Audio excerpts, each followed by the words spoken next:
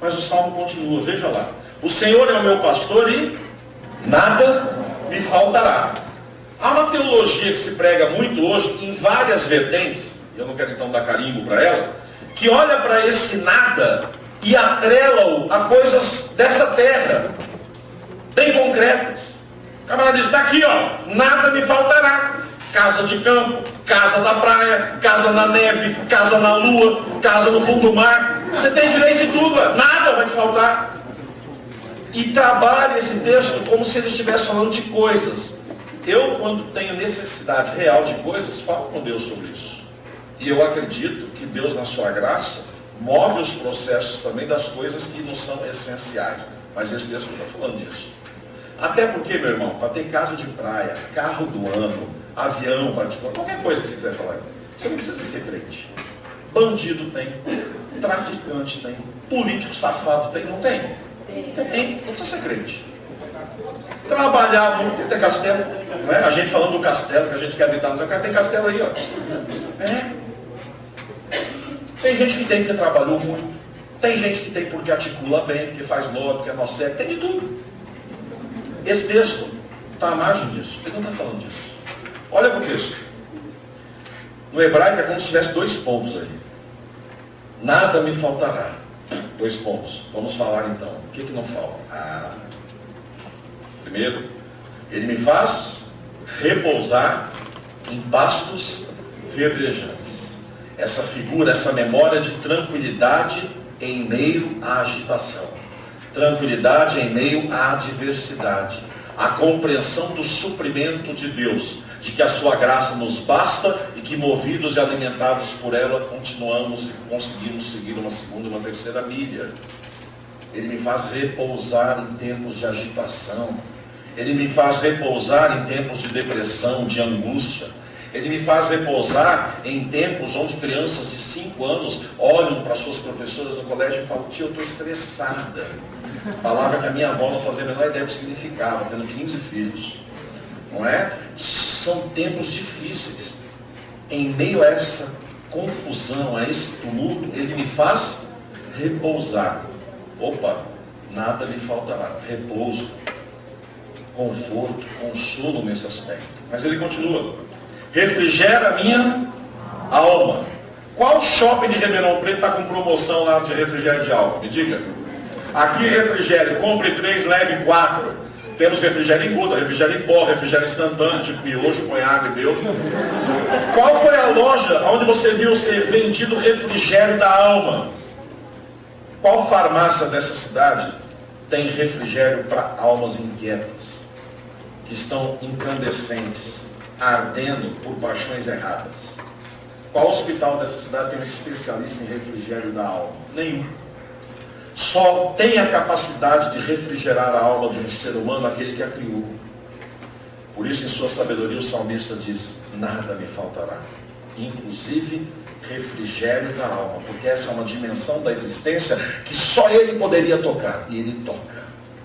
A palavra que os judeus usam para a alma, nefesh, foi traduzida para o Novo Testamento por psique. E, na verdade, a junção desses termos todos, do hebraico, do grego, querem falar dessa interioridade, desse lugar tão íntimo, tão meu, que quando o laço ou machucado custa muito para sarar, e para o qual não há remédio, senão esse mergulho de Deus na existência humana e com a sua santa mão tratar essa dimensão nessa profundidade. Só Ele pode. Nada me faltará, essas coisas que dinheiro não compra. Essas coisas que não vendem em shopping. Não nos faltarão essas coisas que não estão em promoção em loja nenhuma, nem no best shop, lá que você pedir por telefone. Eu me lembro de um camarada que era um dos chefes do curso de odontologia da Universidade Metodista, onde eu estudei. Ele ia lá na igreja, chorava na minha sala e dizia, pastor, eu daria todo o dinheiro que eu tenho, toda a minha fama, todo o meu prestígio. Ele era famoso, cheio de prestígio e muito rico, para que meu filho largasse o vício que ele tem, a dependência que ele tem da heroína. Ele tinha que ir para o exterior estudar e voltou viciado. Ele dizia, eu não aguento mais. Não é nem o gasto. Ele falou, dinheiro eu tenho para gastar. Mas eu não aguento mais ir lá pagar propina para a polícia soltar meu menino. Eles sabem que eu tenho dinheiro, então eles ficam na espreita para pegar mesmo, para de novo me extorquir. Ele falou, eu daria qualquer coisa. Eu me lembro que ele chorava e dizia, eu moraria embaixo de uma ponte, porque eu tenho tudo e não tenho nada. Sabe o que o Senhor estava me dizendo? Estou precisando urgentemente de refrigério da alma. Quer dizer para ele, irmão, guarda o dinheiro, porque você está precisando de dinheiro nenhum compra. O papo é outro. E aí eu trabalhava com ele, só queria de novo, orava. E ele se fortalecia e partia de novo para aquele desafio que lhe era tão custoso. Veja lá, guia-me pelas veredas da justiça, por amor do seu nome. Porque ele ama a si próprio, no sentido de honra e é fiel à sua promessa, aquilo que lhe é por caráter, a sua própria marca enquanto Deus. Ele me faz caminhar, ele me guia pelas veredas, mas não quaisquer veredas, pelas veredas da justiça. O cristão, o discípulo, a discípula, não tem opção de caminho. Aos olhos de Deus, o caminho desse homem, dessa mulher, é um só, é o caminho da justiça. Ele recebe outros nomes ao longo do texto bíblico, mas sempre apontando para isso. Paulo, escrevendo aos Efésios, diz assim, olha, um caminho de boas obras, as quais o Pai preparou de antemão. Antes que você fosse evangelizado, se convertesse, fosse salvo, batizado, na ótica de Deus, que já conseguia perceber isso tudo, há um caminho preparado para ti. Mas não um caminho qualquer, um caminho de boas obras, um caminho pautado pela justiça. E ele nos chama e nos guia a essas veredas. Agora há pouco, em uníssono, repetimos aqui que o nosso grande intento, que o nosso grande empenho é seguir Jesus. Agora esse é um caminho caro. Esse é um caminho de decisões constantes. A graça de Deus é de graça, mas não é barata. A Deus ela custou caro. Ela custou o sangue do seu filho na cruz. Guiar por caminhos e veredas de justiça é Deus nos chamar aos caminhos onde Ele próprio trilharia, onde Ele colocaria os seus pés e andaria com tranquilidade. Veja o que diz o Salmo ainda. Ainda que eu ande pelo vale da sombra da morte, não temerei mal nenhum, tu estás comigo.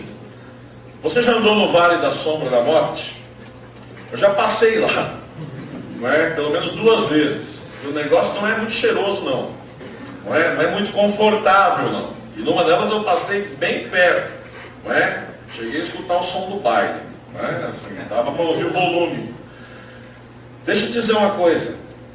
Há uma expressão hebraica aqui que traduz por sombra, que quer dizer justamente essa ausência da possibilidade da vida.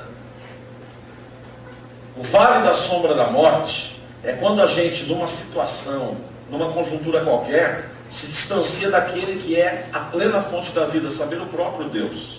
Isso às vezes se intensifica muito e vai quase à morte física. Me lembro de um presbítero de uma igreja de São Bernardo do Campo, chamada Epaminondas, que eu fui visitar no hospital, quando eu voltei de uma viagem, de um congresso de evangelização fora do país aí, e ele estava nas últimas, como a gente comumente diz. Eu fiquei muito abatido, porque eu fui e não sabia, e voltei e ele estava morrendo, vitimado por um câncer. E eu entrei no quarto e eu tomei um susto, primeiro com a cor dele. Era um irmão querido, doce de pessoa.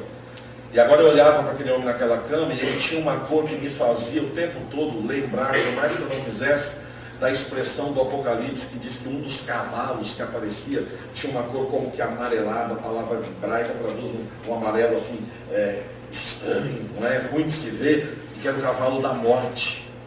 Parece que aquela cor é a cor que eu via do meu irmão Epaminondas. A esposa ao lado, chorando, fazendo as perguntas que talvez muitos de nós faríamos. Por quê, pastor? Meu marido é um homem bom, ele é justo, ele tem um ministério com os homens de boa da cidade. A vida dele é pregar o evangelho. Por quê? Porquês difíceis, não é? Para a gente responder. Mas eu tinha uma preocupação pessoal. E eu falei, eu não vou deixar de fazer isso, sabendo quem é que estava deitado ali. Um camarada sério, que caminhava com Deus. Eu fui no ouvido dele e falei, Epaminondas, você está me ouvindo? Ele abriu o olho com muita dificuldade e falou, ô Marcelão, você fala, meu amiguinho, meu amiguinho. Onde você estava? Isso não me veio ainda. Eu falei, rapaz, eu estava viajando. Quando eu cheguei, eu soube da tua luta e vim para cá. E aí ele apertou minha mão e ele falou assim, eu estou indo encontrar com meu pai. Eu falei, Epaminondas, bem no ouvido dele. Meu irmão, você está atravessando aquilo que a gente tantas vezes prega, porque está lá no Salmo, o vale da sombra da morte. Deus tem poder de estalar o dedo e de tirar dele a hora que ele quiser. Enquanto ele é Deus, ele pode fazer, eu tenho plena certeza disso. Mas isso eu tenho certeza.